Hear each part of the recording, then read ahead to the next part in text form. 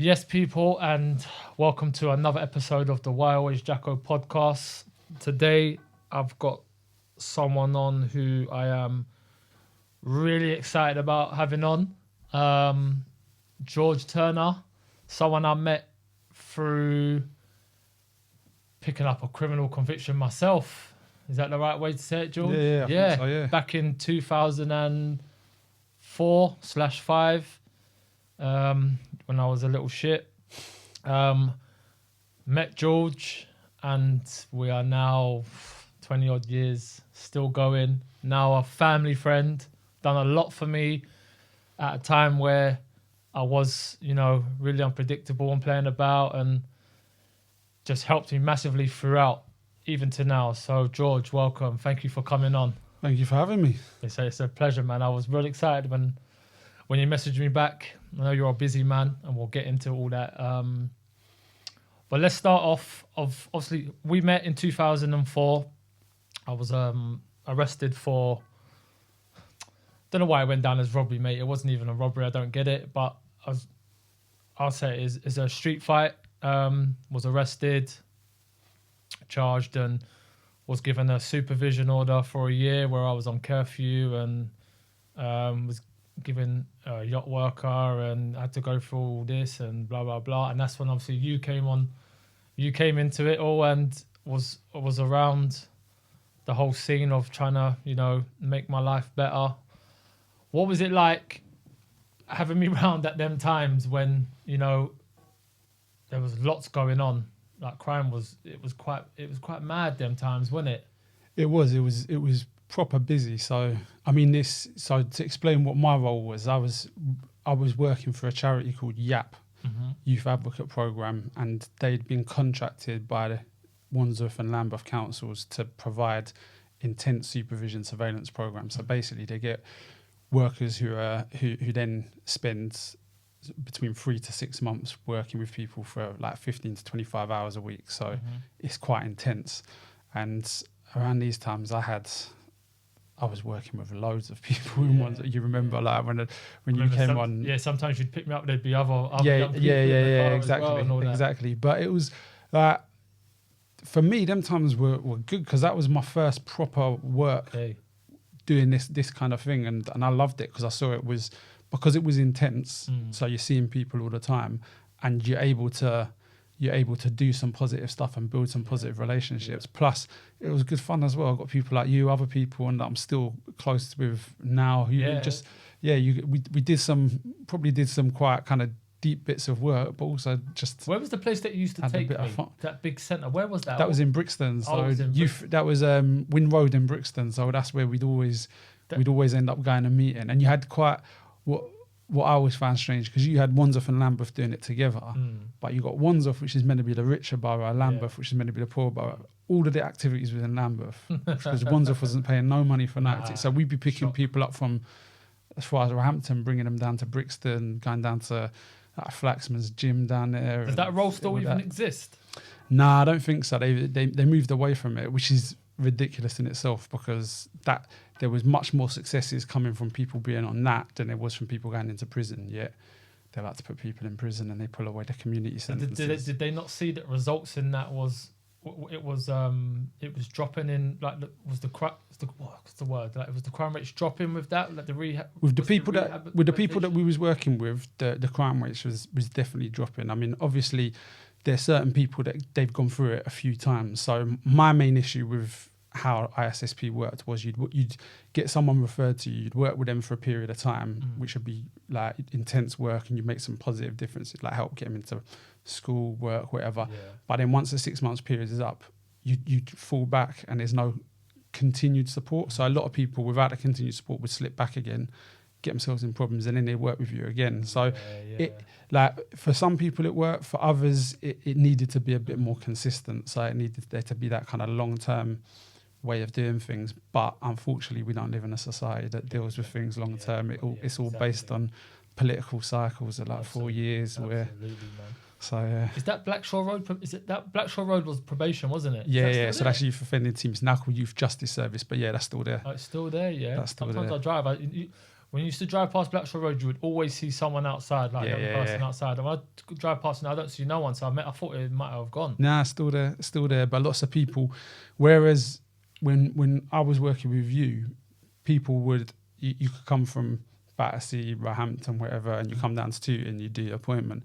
Now most people can't come to Tooting because of issues. But this is what I was going to move on to next. What was it like actually working with rival gang members? Because you was at a time, innit? I mean, there was times where I was with you, and I remember we was in Roehampton, and don't want to get into the names and stuff, and then the trouble between my older brothers and these lot, and I remember them running me out of somewhere. And what was it like actually working? Because that must have been tough for you.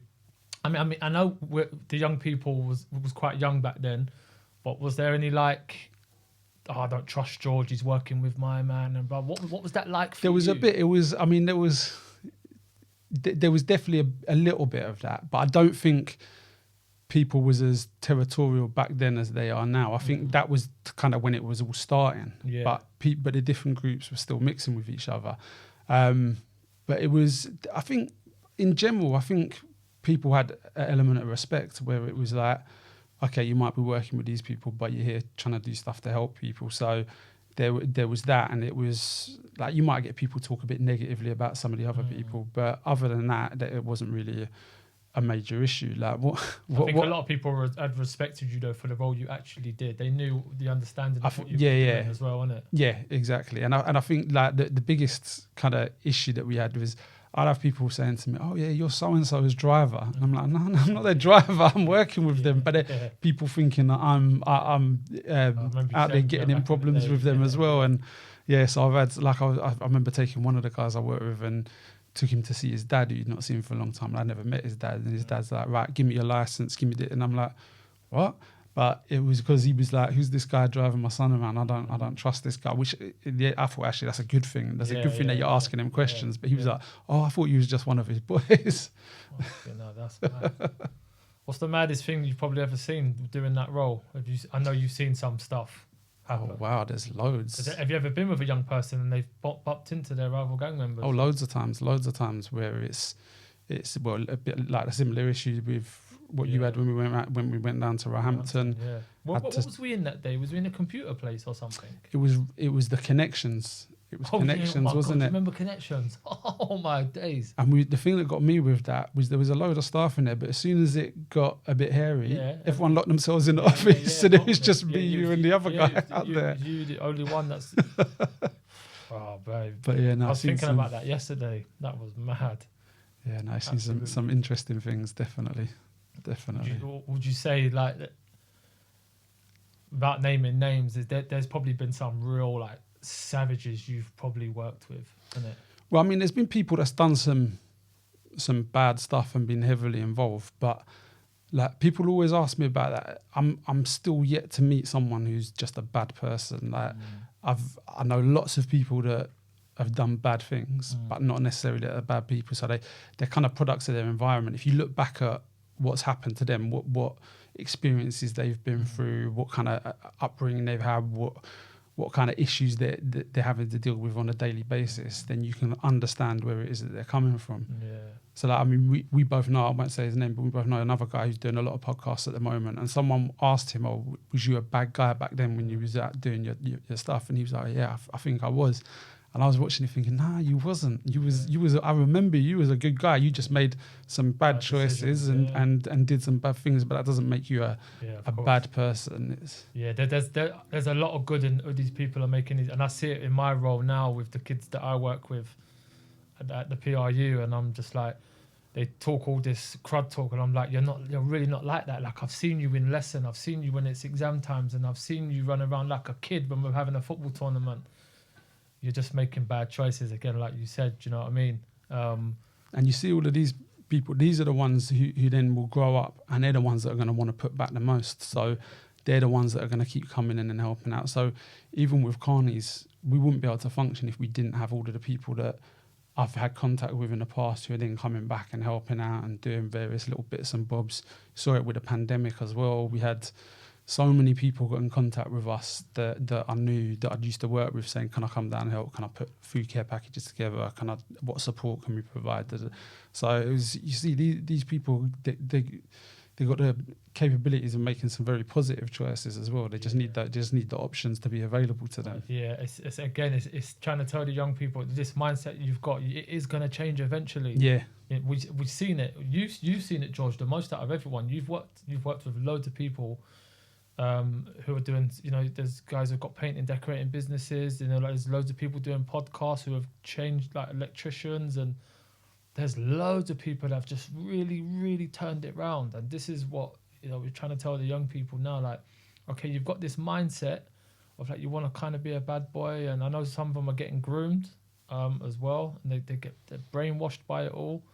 But it's like, yeah, there is going to be a time, there's going to be a change. Like, this is what we're trying to give you the advice. Like, it's going to change at some point. And I think it's like looking at ourselves as well, because it's what I used to get a bit frustrated with some of the young people, because you're trying to give them the opportunities and they're not taking them opportunities. But then you look back at what you was like at their age, and it's like people were saying the same things to me, and I'm just like, yeah, whatever. And it's only as I got older that that things are starting to sink in, and I'm like, okay, yeah, no, for real, actually, that was good advice. And so I see with the stuff, like I get some of the guys, some of the staff that work with us get a little bit disillusioned, because it's like, what's the point in doing this work? They're still going out. I've spent this much time with this person, he's gone and got nicked again. I spent this much time with this person, they're gone and got involved in this incident.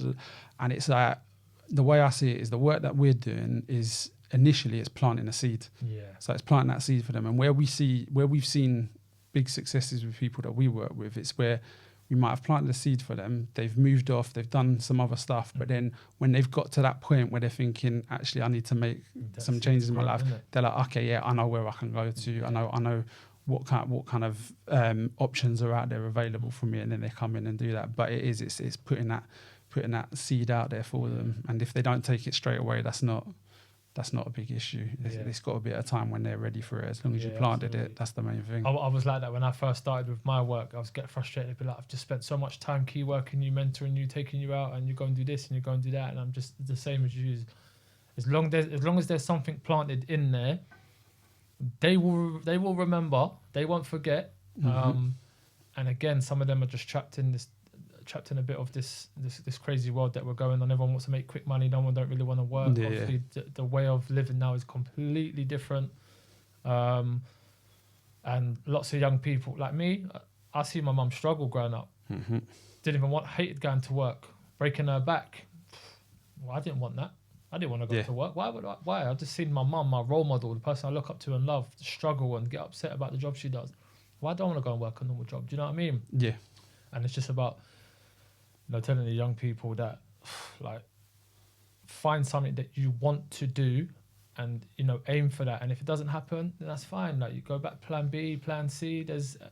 And I think back then to how it is now, it's a lot different. There's a lot more things for these kids to do, I think, now.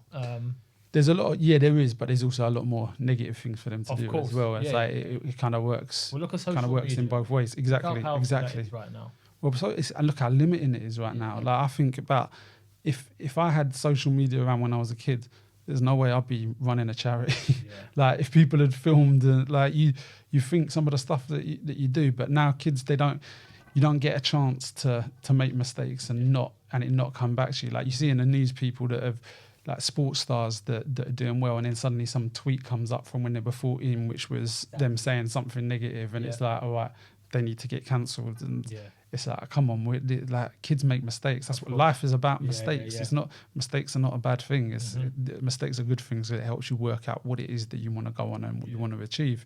But if you're going to keep holding people back because of stuff that they've done in the past, and that's a big issue that I've got with social media. And I touching up on holding people back for their past is something that I always talk about all the time. And my past has always crept up and affected me with other jobs. I went for a job recently trying to work with the young people, when they're on the verge of, like, losing their life to the prison and stuff like that. And it was my job to go in there and just, try and pick out the strengths of them. And I didn't get the job because of my past, because it was working with the police. And similar to what you was doing, that crept up. my past crept up, and I think it's so unfair that something that can happen so long ago, and we all make mistakes, mate. Everyone. I mean, look at the things that come out in the news about all the celebs, the governments. We all make mistakes. Do you know what I mean? And for that to affect us in the long run, I think that's the problem. Well, it's because we're in a society that doesn't really believe in rehabilitation. They talk about it a lot, but if they believed in rehabilitation, then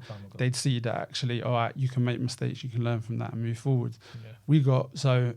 Since we set up, a big part of what we do, we employ people that we've worked with. So the vast majority of people that work at Carney's have got criminal records. Mm-hmm. So we try and model that's the way to do so that's okay. Yeah, you know what I mean? Exactly. And we have had issues. I think we've had 3 people who are staff members who've been arrested since working with us for various different things. Mm-hmm.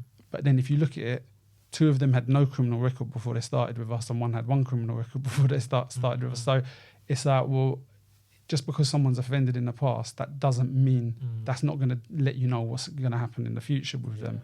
And actually, if you've got people who've been through that lifestyle and who've made those mistakes, they're the best people who are able to start showing people about like why not to make those choices, why not to make those decisions. And yeah, it's like if you look at anyone successful, their success has all been built off of their failures. Yeah, you have to fail in order to succeed. We obviously we use boxing a lot with the charity, so we use a lot of boxing analogies. But we'll always say like when you compete, you either get a win or you get a learn. The only time you get a loss is if you've not learned nothing from it. Yeah. So you've got to have some of them losses because you learn way more from a loss than you do from a win. And so it's the same in life. If you make a mistake, that's not a bad thing. It's about whether you can learn from that mistake or not. Yeah. Mate, spot on, mate. And literally everything you speak about is what I echo to other people and speak at home. And it's so true, mate. It's so true. Let's talk about the transition from what you did back then with me into Carney's community, or was there something in between that? There was a bit of stuff in between it. So when I started doing the ISSP, that was so basically I didn't have no experience, I didn't have nothing. I'd applied for some work, didn't get given any of the jobs, and then I got contacted by Lambeth Council who said, we're doing a youth summer holiday program. Would you be up for coming and working there for 6 weeks? I was like, yep, need the money, I'm on it. Mm-hmm. Did that. I then begged them to keep me on, so they kept me on for like 2 hours a week, I think. They sent me on a training, and that's where I met this guy, Lee Parker, who was running Youth Advocate Program. Mm-hmm. I liked what he was doing, and I said to him, look, how can I get to work for you? And he said, you need to be at least 20, what was it? You have to be at least 25 and have 2 years worth of experience working with young people. I was like, yep, I've got that. That's me. It wasn't me. I was like, I had no experience and I was too young. I think I was like 21 or something. But he's employed me. They've not realised until a little while later that I've lied about my experience there. But by that time, I kind of got my feet in there and I was doing all right. Anyway. So they was like, all right, we keep you on. And the good thing, what Lee did, so throughout the whole time I was working there with everyone that worked there, he kept saying, look, we don't know if we're going to be around forever, so we need to upskill you, create connections for you so that if Youth Advocate Program goes, you lot are still going to be able to go and work elsewhere. So he linked me in with Wandsworth Council, with their youth offending team. I then got a job full-time working at Wandsworth Council. So I did lots of different jobs. Initially it was positive activities for young people, and that's what I was working with Jamie through, was positive activities for young people. Then did like substance misuse work, then prevention of violent extremism, family intervention project, family recovery project, and then the last job I'd done there was gangs coordinator. So I was doing a lot of stuff at the council, and the work at the council was all right in that it was kind of there was a bit more consistency, but there was still loads of limitations with what you could and you couldn't do. So like it was still time set, so it was still like, okay, after a certain period of time you have to refer someone on to someone else, which I didn't really like doing, because it's like I'm working with people a lot of whom haven't got much consistency in their life, and yet what we're doing is saying build a relationship with George, and then he's gonna send you over to someone else, and it makes it more like it's a job rather than you're doing it because you really want to help. And so you hear lots of the young people be like, you're just in this for a paycheck, you're just in it because it's your 9 to 5. And if they believe that about the people that's helping them, then people ain't going to be able to help them. So I was getting frustrated working for doing that kind of, having those limitations with the work that we could do. I was getting frustrated because I had so many people I worked with, going back to what you're saying before, who got criminal records, who could have done such good jobs, but were being told, no, you can't. So we had projects, like I got contacted by someone asking me to go and do some consultancy work, working with people who were involved in gangs, and I think it was somewhere in West London. And so I spoke to the council, and I was like, "Yeah, look, I've got these people. They're all in their 20s now. They've changed their lives. They'd be brilliant to do it. Nah, we can't do that. It's too much risk. It's too much risk." And it's like, that's nonsense. So I did it anyway, but didn't do it through the council. I just did it in my own time. And there was massive successes for all of them people that went off and done that. But being at the council limited what I could do with that. So that was frustrating me. And then I was also, because I'd been doing it for a while, I moved into management, and then I realised that management wasn't really about helping people. Management was making sure you got the right stats and the right numbers, and it's like, that's not really like, I've got into the job because the job makes me feel good about myself, because I like helping people. I like knowing I'm making a difference, and it's not that I'm trying to like work on these figures and make it look like you're doing stuff that you're not, or things like, oh, there's a person here who's going to be really difficult to turn around, and someone who's going to be quite easy. Let's go for the one who's easy, because then we can show that like we've had more of an impact. Whereas like, actually, no, you want to go for the one who's most difficult, because they've clearly had the worst experiences in life. So all of them things were kind of starting to frustrate me. Plus, there'd been there's quite a few of the young people I worked with that had died, had been murdered, and it was just feeling like, what difference are we making if we're doing all of this? So from there, I'd been doing the boxing stuff on the side. So everyone thinks I used to be a boxer, probably because I look beat up, but I wasn't. I'd like watching a bit of boxing. Can you box, but that was it. I can do a bit. I've got to be careful. I run a boxing gym. I tell people I can box. I get beat up. Some of the kids in there are dangerous. But yeah, so I'd got a couple of lads that I worked with who wanted to box. So we found out about Fitzroy Lodge Boxing Club, met a guy, Mick Carney, down there. He liked what we was doing, kept us going there, and I'd carried on, and like he ended up getting me on their like board of trustees for Fitzroy.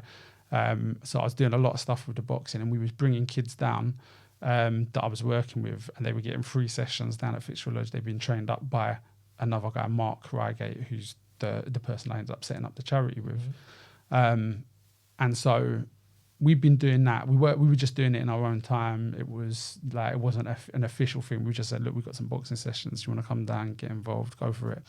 And then Mick passed away quite suddenly. So he was ill for about 6 weeks. The older guy. Yeah. So when he passed away, it was like me and Mark had a chat, and we were like, look, that I'm not particularly happy what we're doing at the moment. We want to try and do something to carry on Mick's legacy, because Mick, so like I won't go on too much about Mick, because you could probably do about 10 podcasts just on him. But his background was very good, experienced boxing coach. He got an MBE for his coaching, and he trained, I think, 6 world champions, with the last one being David Hay, who he kicked out of the gym because he was winning everything but wasn't training properly. So it was a bad example on the other boxers.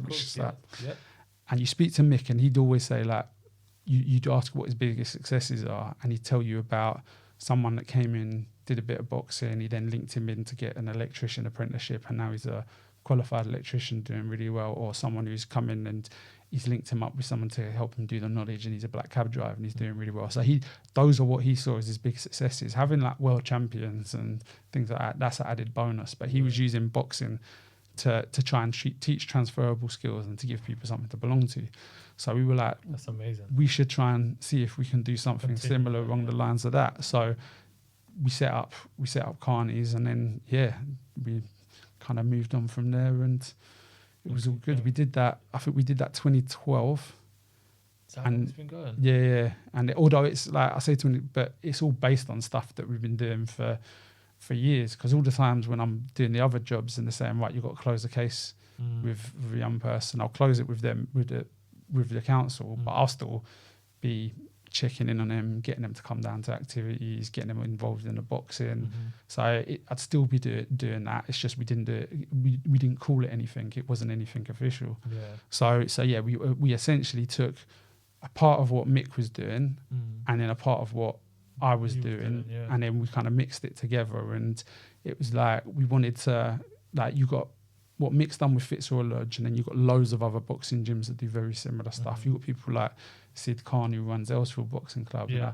Lots of people get offended by Sid because he's quite abrupt, but he's a hero, man. Some of the stuff that he does is unbelievable, and what he puts into the community. Who runs the Wandsworth one? That's the it's called Wandsworth one goes down Elsfield. But always see the boys running up Madden always Road doing, and them do the big. Exactly. That's got to be a what? At least 2. Yeah, 3K? it's a killer. Yeah, It's a killer. I see something when I used to go football. I see the young kids running. I'm like, "This is the boxing boys." Well, when you drive past one down the window and tell them, "I'm going to tell Sid you was walking," and you see him run a bit faster. To be fair, I've never seen any of them walk. Nah, exactly. They know. I've seen any of them walk. Oh, that's called Elsfield. So that's cool. That's Elsfield Boxing Club. Yeah, even though it's more Wandsworth. Yeah, dead on Wandsworth. But you've got all of these boxing clubs doing that, which is great. But so what we thought is we want to do something where there's not the pressure of you have to compete to come and be a part of the club. Because you join a boxing gym, generally you're joining there and they're getting you to compete. We've got a lot of people that they want to come and do the training and learn the lessons, but don't necessarily want to get punched in the face. So that's why we set it up as Carney. So we're not a competitive club. We do create competitive boxers, which is a bonus, but what we tend to do is if they want to take it to the next level, we'll then link them into Fitzroy Lodge, Elsfield, and one of the other clubs. There's a chance for some of them to come down and just let some steam off as well on the back. Exactly. There's a lot of that, and we'll get onto that as well about the young kids coming down and being so angry and stuff. But how's Carney's community? How's it run? And what's the process of all that? So me and Mark set it up originally, and we got a few people that we knew to be part of our board of trustees. So people that we knew who'd like the work that we were doing and who could oversee it. And we didn't have a base, so we based it at Fitzroy Lodge, which was difficult because that's in Lambeth. Most of the guys we're working with from Wandsworth, plus Fitzroy Lodge is a boxing club that's being used every day of the week, so we couldn't run no sessions there. But because I had a bit of a reputation with other youth workers in the council and had connections there, we'd come and run sessions in various different community centres, youth clubs, places like that. So, exactly. Okay. And it was only towards the middle of 2014 we got offered the new place where we were at the moment. Where you are now. What was that before? So that was the Wand originally. So originally it was rented from the council where they did they used it as a community radio station. So even when we was doing the youth advocate program stuff, I was bringing people down there to do, and they were doing music recordings and all them kind of things. There's still a studio in there. Yeah, studio's still in there. So that was it was called the Wand. Then you had Keys House that did like 3 years worth of renovations on their building, so they moved into the Wand for that 3 years. Then they moved out, and then that's when we got approached so we had one of our participants come out of prison, and he wanted to he wanted to set up his own music studio. So I knew the Wand had a studio, contacted the trustees, said he'd like to do it. They said, great, get him to come and do a presentation. So he went down, done a really good presentation. They said, cool, you can have the studio as long as Carney's takes over the rest of the building. So initially we was like, thanks, but no thanks, because it's just me and Mark and it's too big a building for us to run. So they give us 6 months worth of funding for a facilities manager to come in. So we was like, all right, we'll give it a go. So we took it on. Took about 6 months before we could open it up, because it was like, even when we got handed the keys, the person who gave us the keys, I was like, is there anything we need to know? And they're like, well, sometimes you can smell a bit of gas, but it's probably nothing. Call up British Gas, they shut down the whole road for like 3 days. They panic stuff like that. Yeah. Just lock everything off. So it took us ages to like do it up. Like, it's a nightmare building, so it took a long time to do it all up and everything. But then we launched it January 2015, and we had our facilities manager. We then pulled in some funding. We had a few people who we were paying as coaches. Then we pulled in some more funding to get a senior manager of the coaches, so that person could then oversee all of the coaching. And then as we've gone on, we've then started to be able to employ youth workers, mentors, people that are doing key work. And so we've got it now where we've got the main kind of management team is, you've got me, Mark, who's the other co-founder. Then we've got you're the big boss though now. Essentially, you the man. yeah. You the man. Well, yeah. You the man. I'm the one that takes all the headache. You the man. But then we've got our facilities manager, lead coach, lead youth worker, lead key worker, and then a load of other people. So we've got, I think at the moment we've got 22 people working for us, but most of them casual contract people. So they're just doing various different hours. Yeah. Any voluntary staff there? Yeah, loads of voluntary stuff as well. But what we try and do, we take on volunteers, but what we try and do is, especially if it's people that we've worked with, the participants that we've worked with, we want to make sure we're valuing their time. So we'll get to see whether they're doing this for the right reason through the volunteering. But the aim is to quite quickly move them on to getting paid work, because you need to value people's time, and they're coming with, they might not we might not have someone who comes who's got not really attended school or not much academics or anything like that, but what they have got is their life experience of what they've been through and how they've come out the other end. And so actually that's what we're paying for. They're essentially, they're working as a bit like a consultant's working. And it's like, it's how you turn a negative into a positive. If you've been through a difficult situation and you've come out the other end, then you know how to deal with these sort of things. So you're exactly the kind of person that we want to help other people deal with them difficult situations and come out the other end. So we want to, we have volunteers, but where it's ex-participants, the aim is to move them as quickly into paid work as possible. Yeah, good stuff. It's good to hear. So if any parents and young people watching this, how can they come about actually coming down, George, like the young people, and getting involved? How does that all work? Can they just turn up? What is it? Yeah. So ideally, we like it if we get referrals. That's good, because it means we've got a bit more information about people. But most people will just turn up on the day, or they might phone us and say, "What do I need to do?" And we just say, turn up. So some will get referred from places like youth offending teams, social services, schools, them kind of places. Others, it will just be either they've heard about us or they know someone who already comes down and they just turn up and train. And our policy is we try and make it so that there's no barriers to them engaging. So we don't charge people for the boxing sessions in the youth club, don't charge people for the food. But what we do say is we do want something in return, and that is when you sort yourself out, we want you to put something back for someone else. So do something positive. So it's not free. We do want you to do something in return, but we're not gonna create a barrier by saying you have to pay a certain amount, or have other barriers, things like, you can't come because you're not from the right postcode, you're not from the right area, you're not the right age. We want to try and make it so that there's as few limitations as possible. So and we're lucky because we've got a good team of coaches as well. It means that when we've got people who've got spinal column injuries, who are in wheelchairs, who come down and train, people with cerebral palsy. We've had blind people, deaf people. So it's all sorts of different people, and it's finding a way of getting them to work and work together. Welcome, isn't it? Yeah, and I think that's a bit of the reason why people say, well, why did you choose boxing as the sport to focus on? And it is because when everyone comes in, everyone's all the same. So even though you might have your own individual kind of targets you're working towards during the boxing session, but you're all training together. Everyone's respecting everyone. So And is there any age limit on all that? So insurance wise, we've got to have, so we can't get anything insured under the age of 7. So we do a free session on a Saturday for 7 to 10 year olds. Then Monday, Wednesday, Friday, we do free sessions for 11 to 18 year olds. And then Mondays and Wednesdays, free sessions for 18 plus. Yeah, because I can say I've seen even adult women in the boxing. Well, the eldest one so far is 86. Fair play. She's fed up. She don't want to be on the road. Well, anymore, do you know what I mean? It was him. We could have. But his wife come down and had a go at us. Told her she's not allowed to spar because of his pacemaker. So she batted us off, and we all shook of her. So love that. Yes. People get down there, man. It's something positive. It keeps the young people doing something positive with their lives, and I've seen loads of stuff on there. They could play computer down there. They've got a pool table. Yeah, how it normally runs. So we do the boxing session will be from 5 till 6:30, where everyone will come in. They'll do like a warm up together, do a little run around the block, then split into groups. You have some on the bags, some doing a circuit, and some doing some pad work, and then you just rotate that around. Then when it hits 6:30, they'll all come next door to the youth club, and that's when the adults will come in and do the boxing session. So the ones who come next door to the youth club, 6:30, they all sit down at a table and we feed them. So we've got a brilliant community chef called Verona, We get food donated. She cooks up the food.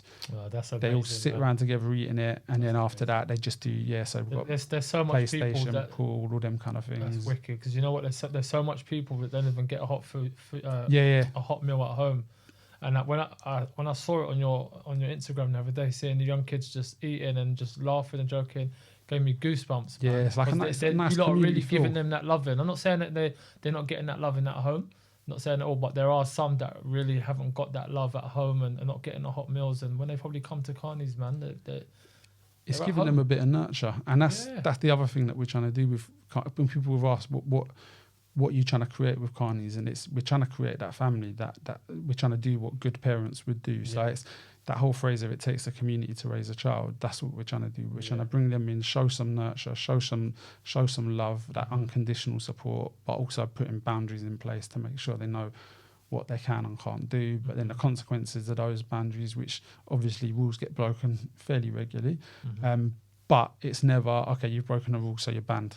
Yeah, because that's what most places do in society. That's what schools do. And what we do is we ban people and we exclude people who are the people that most need to be included.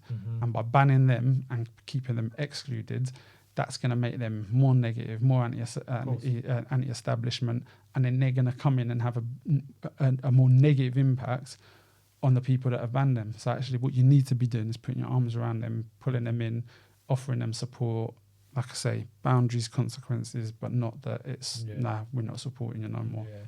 Do you get worried about like new young people coming on and they got trouble with one of the existing young people? Not necessarily. We fairly regularly have that, but it's just made very clear to them that this ain't a place for that. And I think where we've got quite a good reputation within the community, people respect that and understand that. And where we've got people who, like, they might not know me too well, they might not look up and respect me, but they might respect one of the coaches or one of the youth workers from the local area, and they'll have a conversation with them. And sometimes we manage to squash beefs. Sometimes we manage to just keep it where they're going to be civil with each other when they're down at Carney's.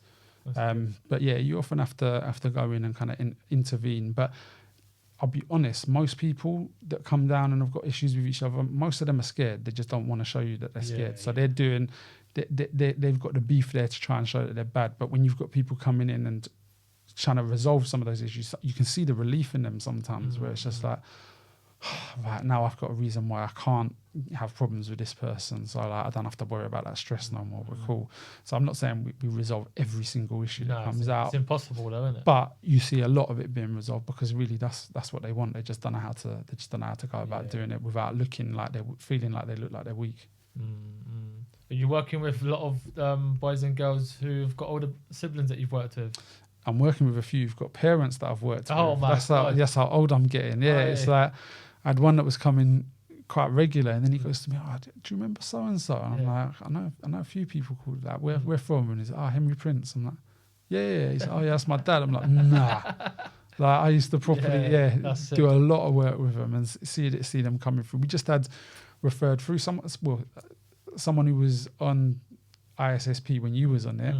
His kids have just been referred over to us, and I've only just clocked it that it's them.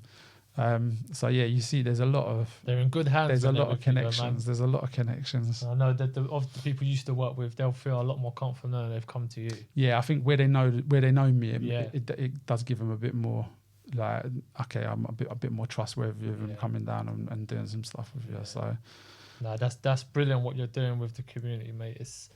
I spoke about on a podcast when I was a guest the other day. I was talking about there's not enough people like yourself. There's not enough spaces for these young people to go and do something positive with their lives. I feel like all the youth clubs, where are they now? There's nothing for them really to do. It's amazing. It's amazing what you're doing, man. And you just keep opening them doors for them young people. And I know everyone I speak to about you and Carney's community, even the parents, everyone's got good things to say about it.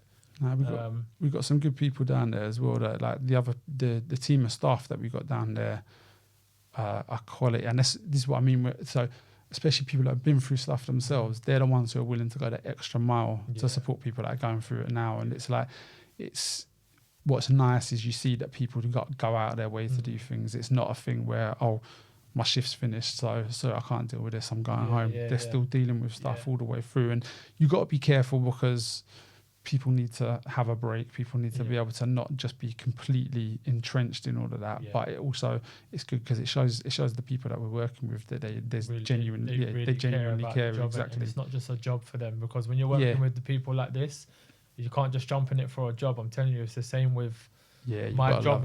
What you're basically doing is what I do, but just on an educational side of it. I do very similar things to what you're doing, George. Very similar. And I always say to the new people that are coming on, and I see people coming in and they can't even get to lunchtime. Like, it's just not for them. You cannot come to this place and work with these young people if you do not care. Yeah. Do you know what I mean? You get found out very vulnerable, quick. Young people who are most of them are crying out for help but won't physically, verbally say it. And you have to care about the role. If you don't, you're going to miss out on things which could lead to young people making some mistakes where prison and lose their life. Not saying that's like your fault, but you can steer them away. Yeah. And they will latch on to that relationship. You've got responsibility. Yeah, exactly, man. Exactly. So, it's amazing. I want to talk to you about knife crime, because it's at its highest. They're getting younger and younger. You see the videos, you see on the news, 13s and 14s are getting arrested. And I see a video the other day, and the kid had his school uniform. He must have been about, I'd say, year 8. And he pulls a big machete out of his trousers like this to a woman. What the hell is going on? It's difficult because I'll say his name. You know Josh, who was working with, and so he said it because he'd done a knife crime documentary. Yes, his one was he was brilliant. It was quality, but he was. Really well. I was talking to him about it, and he was saying that the reason he'd done the knife crime documentary is because he feels he had an influence over like these kids who are getting involved in knife crime, because he's saying that when you're a kid, you look up to the elders, and the elders will do some bad stuff, but they'll hype up like they're doing even worse. Yeah. So when you become that age, then you think, right, I need to do exactly what they're doing or worse. So they'll do what their hype was, and then they'll hype something even worse. So each generation, it's getting worse and worse and worse because you're trying to live up to whatever this hype is.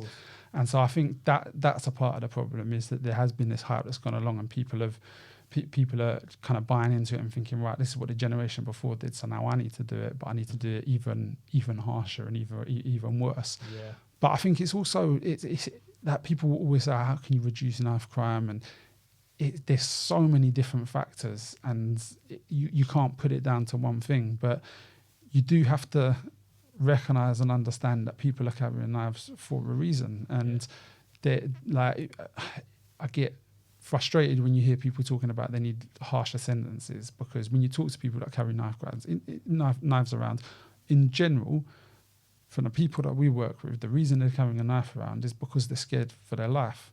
And if you're scared for your life, as opposed to doing a 5-year, 10-year prison sentence, what's worse, being scared of doing 10 years in prison or scared of dying? You're scared of dying. Do you feel like that though? When they say like they're carrying it for a reason, people will say, well, why have you got yourself into that situation to even be scared? Or is it just you're minding your own business anyway? You're not really about that life. Are you just carrying a knife because you genuinely are scared? Like what? Because I see it as like some people have made choices, George. Like you've gone out, you've made that choice to live that life. Not a lot of them, but there are some who makes that choice, who will pick up their knife in the morning when they get dressed, they'll pack it like it's packing their phones and their house keys, and they're out and about. And I feel like, some of them are not carrying it because they're scared. They're carrying it because they'll use it if they have to. I think a lot of people, if you carry a knife, you're gonna, if you get put in a position, you're gonna use it, and it's dangerous. But when you say that people have made choices, this is what it comes back to again, the whole thing about being a child and making mistakes. So when you're a child, you make, like I had a young person on Wednesday doing this. You get involved in a certain situation, which is a mistake, but then that's created a situation where you're now a target. So even if you want to choose to stay away from this kind of lifestyle or these things, you're still being targeted based on decisions that you've made when you're young, and so these things tend to carry on. And then we've got like the example I always use is I've got a young man that I've worked with who he's been to prison 3 times for carrying a knife. Okay, so this by the age of like 22, I think he'd been in 3 times for carrying a knife.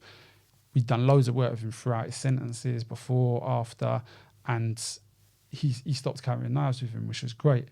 But then he was out with his friend in like just around the corner from Carney's Surrey Lane, and had an issue with someone. His friend got stabbed and killed.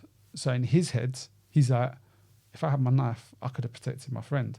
Now, the reality is, if he had a knife... Oh, he was actually there as well. He was there with his friends. And, all he could... he saw it all happen and tried to stop the guy. But obviously, the guy's got a knife and he hasn't.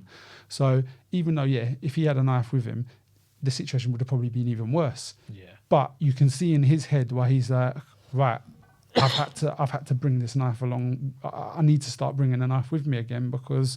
I don't care if I go back into prison again, but I don't want to see another one of my friends being stabbed. So there's that kind of aspect to it. There's also there needs to be more kind of more visible role models for the young people to be looking up to.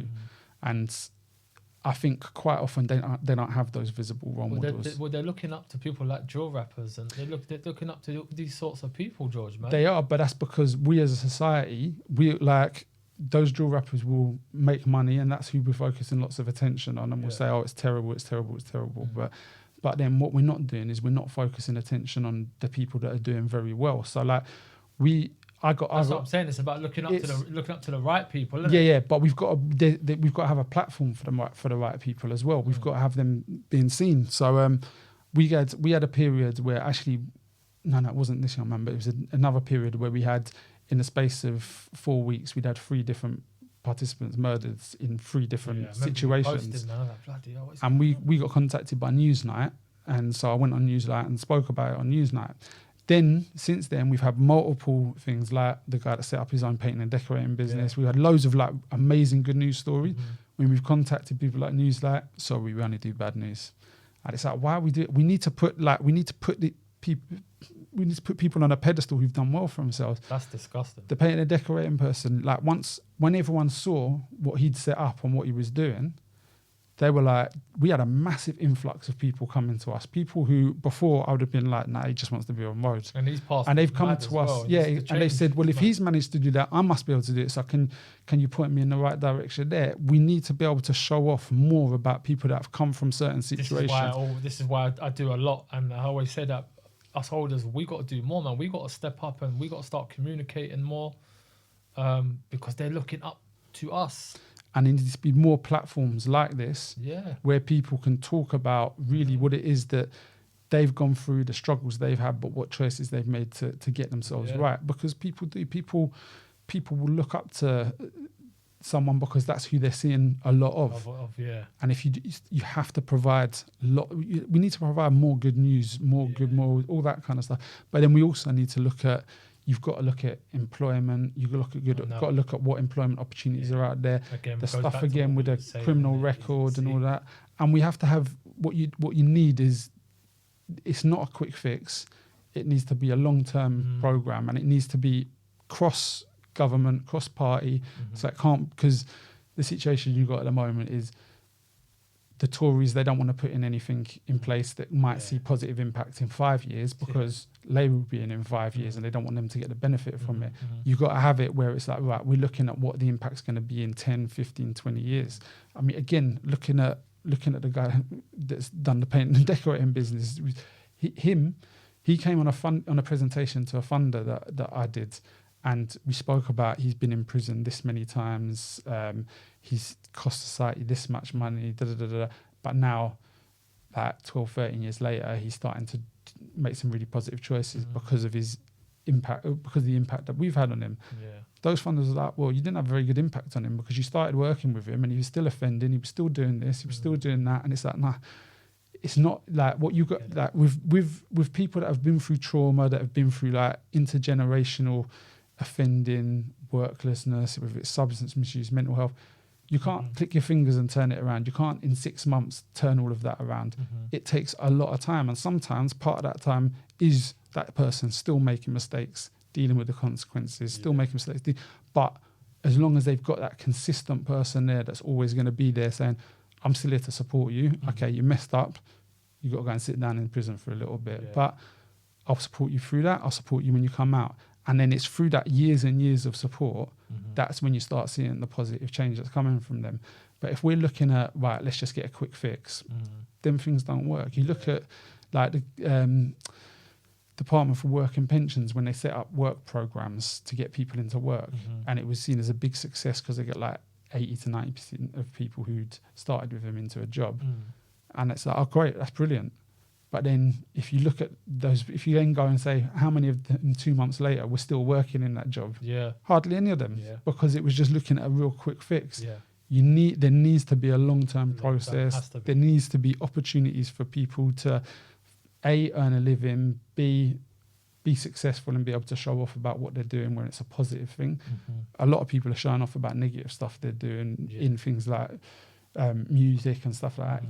If you give them the opportunity to do something positive, they'll do that. Like, I think there's a group of people who we've worked, like, spoken to a number of times over the years, and we're trying to get them to change their life because they're heavily involved in offending. And they're like, no, do you know what, this is just me. This is what my life is. Now, I think eventually we can get through to them, and it's not a problem. But what they do is they'll come down to Carney's and they'll bring a young person with them and say, George, you need to take this guy. And I'm like, why is that? It's like, oh, because he's trying to hang around with us, but he's not cut out for this life. He's going to get himself in problems. You don't need to be like that.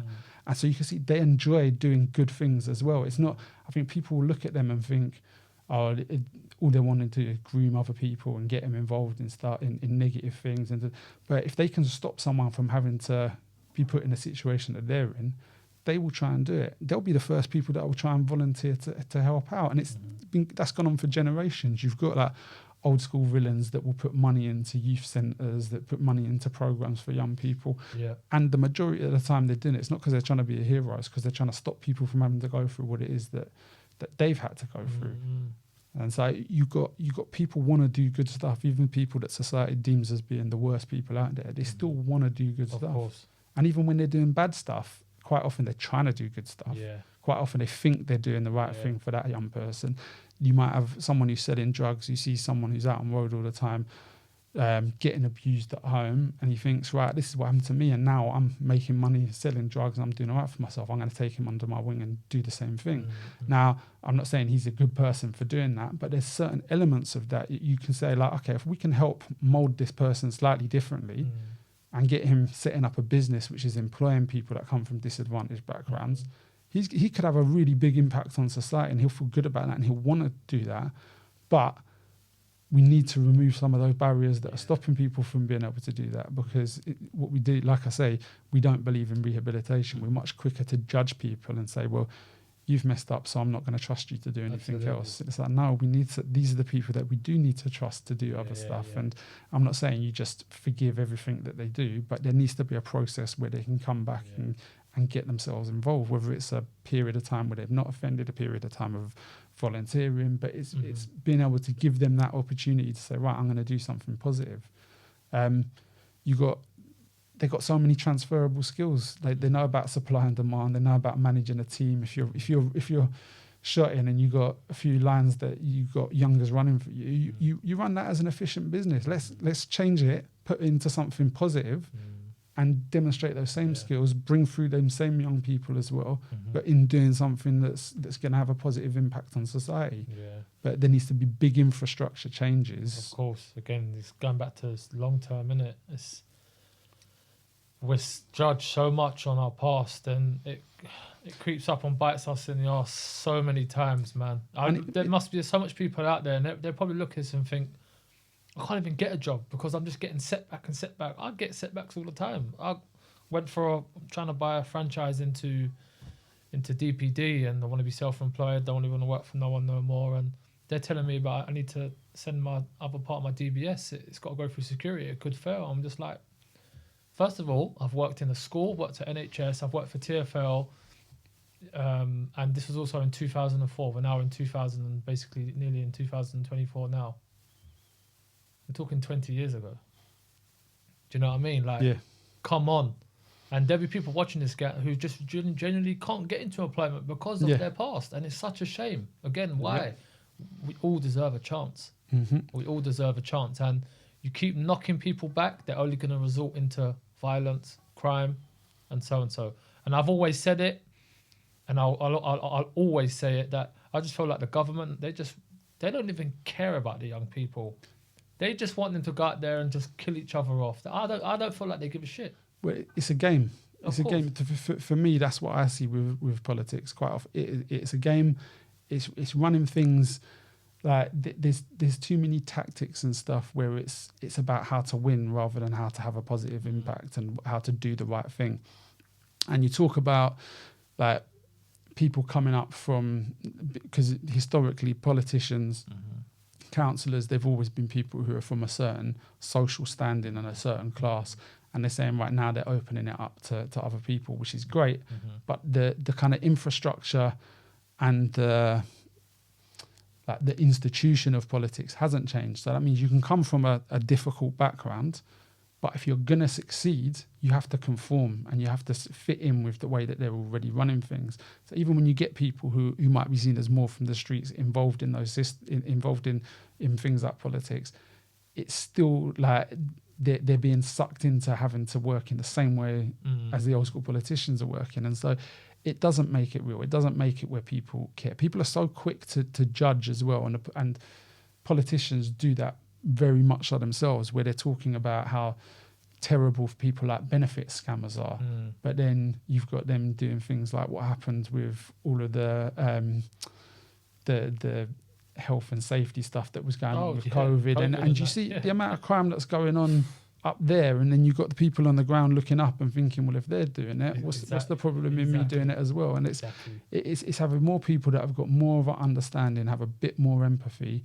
I've had conversations with people I know who are like, we talk about employing people with a criminal record, and it's like, well, if they've got a criminal record, they've clearly done something wrong, and they need to, that's their punishment. Like, it's going to have effects on it. And you say to them, okay, but what if their criminal record is that they've come out of their house and they've got in an argument with someone and they've ended up being hit, they're hit back, and it's like, okay, yeah, you've been done for assault or threat. That's like, well, that's their business. Yeah. And then those same people that have said that to me are people that I know have been in fights where they could have got nicked for it, but because it's someone else, they think, oh yeah, no, these people, they must be bad people. Me, I know I'm all right, and this was just a little one-off thing where I had a fight, so I shouldn't be getting arrested. It's like you're judging other people, and you don't know them at all. Yeah. So as a society, we do that, and then the politicians fit in with that quite well, because they want to control society. They want to control the messages coming out of it, and this is why when I talk like, even though I hate the whole political system, and I think it's it's like a performance rather than it's real life. If we're going to change it, it needs to be people power. And this is why people need to make sure they're voting, because if you're not voting, politicians do not care about you. They're not interested in you at all. The only thing they're interested in is keeping their job and getting power. Exactly. So if you can help do that, then they'll try and start fitting in more with you, rather than just fitting in with the people who are voting nowadays, which unfortunately the majority don't necessarily believe in rehabilitation. There is more of a focus on revenge and judging people and dealing with consequences rather than the causes of the issues that we've got.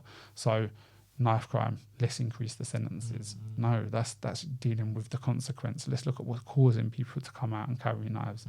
Let's look at like what started that process off and how we can prevent that happening, so that the next generation of people don't feel like that's the right thing for them to do. Yeah, I had some stats written down, but I've somehow lost it. I don't know where it's gone. So if I get the numbers wrong, I'm not that far off. So you know how much it is a day to keep someone in prison? How much it costs us a day? Go on. It's between £126 and £140 a day for one inmate. Yeah. And it's around between £90 and £110. I think it might even be £108 to have someone on a tag and GPS. Yeah. Just one person a day. Again, and that's what I was going back to, saying about they don't want to spend. I don't feel like they want to spend the money, because look how much it cost. Do you know what I mean? That's mad. 130. Just say it might be saying a little bit lower. Just say £139 a day for one inmate. Yeah. Mental. Yeah. Don't sound like a lot, But that's ridiculous. one inmate a day. And it would be kind of, you could understand it if the results showed that them being in prison moves them away from offending and resolves all of the problems. Every study out there has shown that prisons don't work. In a majority of cases, prisons do not work. Community sentences, providing support, that's what works. But it's not something that the general public like the idea of. It's like, oh, you're rewarding people that have come from a tough, that have made poor choices. So like where we're based, we've got a couple of housing estates on the right, and then you've got Prince of Wales Drive on the left, a multi-million-pound house. Yeah, it's mad. You're like on the border of like, there's the mad side, there's the good. Yeah, it's mad. And so we've had people come to us and say, oh, well, it's not fair. Like you're providing free one-to-one support to this person because he's chosen that he's not going to go to school and he's going to go and get in trouble with the police. But then when I want you to do one-to-one support for my child who's gone to school, never been in trouble before, you're saying no. And they can't see. It's like, so why are you rewarding this young person? And so my response to them is, you're right, it's not fair. What we'll do, we'll take your child, we'll put him in an abusive house, we'll give him mental health issues, we'll make him experience lots of trauma, but don't worry, it's cool because we'll be giving him some one-to-one support to even things out. Lifestyles are different. And people don't understand that it's not a simple case of, oh, I'm going to choose to go to school, to go to university, to go and get a job. Lots of people are not given some of those options, and sometimes the reason they've not got some certain options is because of negative decisions that they've made, but it could be one tiny thing that sets them off in that spiral of kind of negativity that gets them into problems.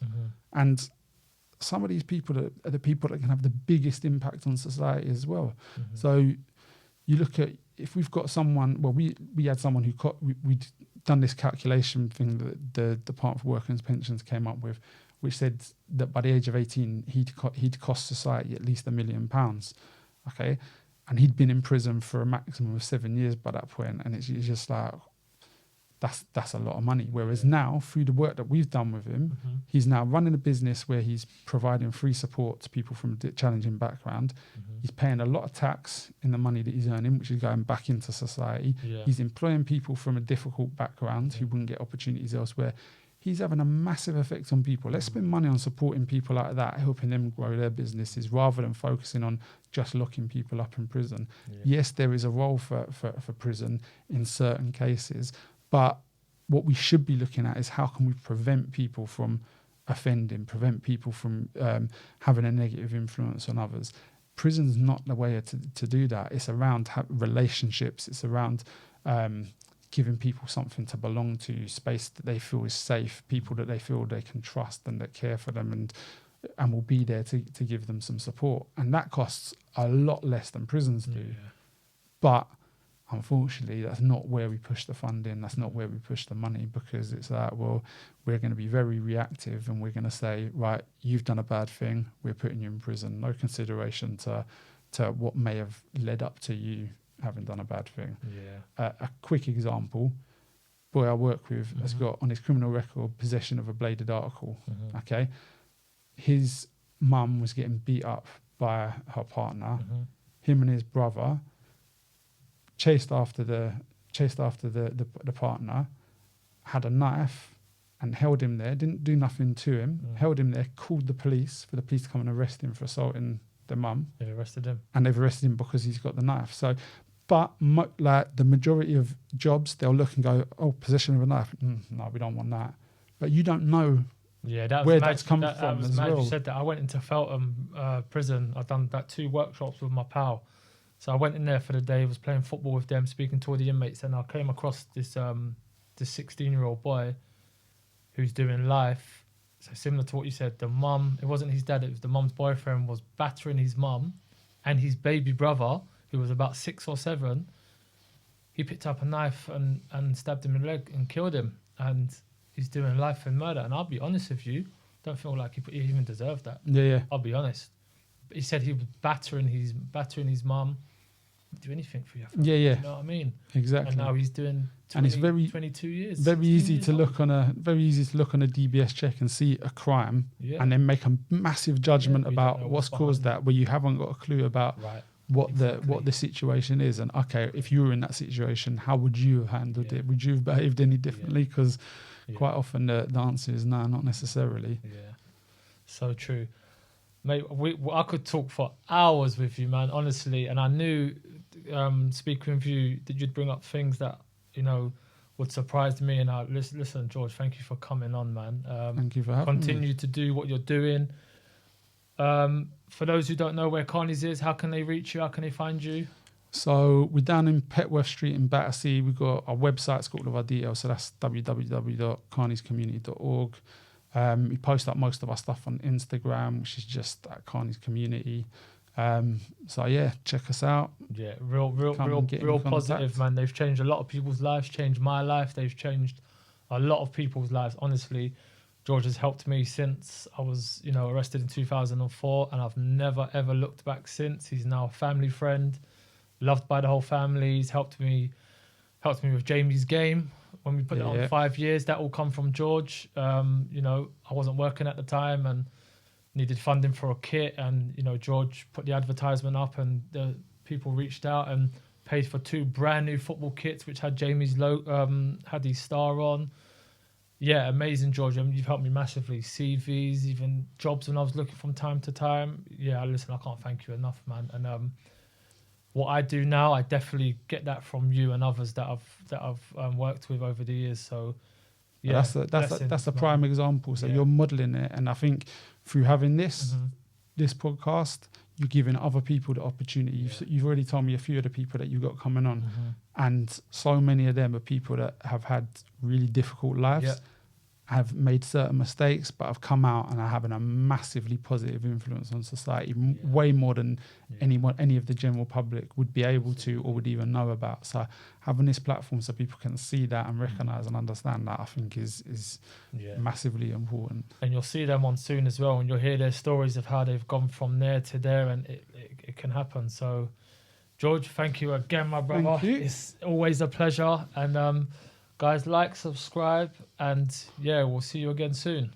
Nice one. George, thank you, man. Amazing. Oh, that was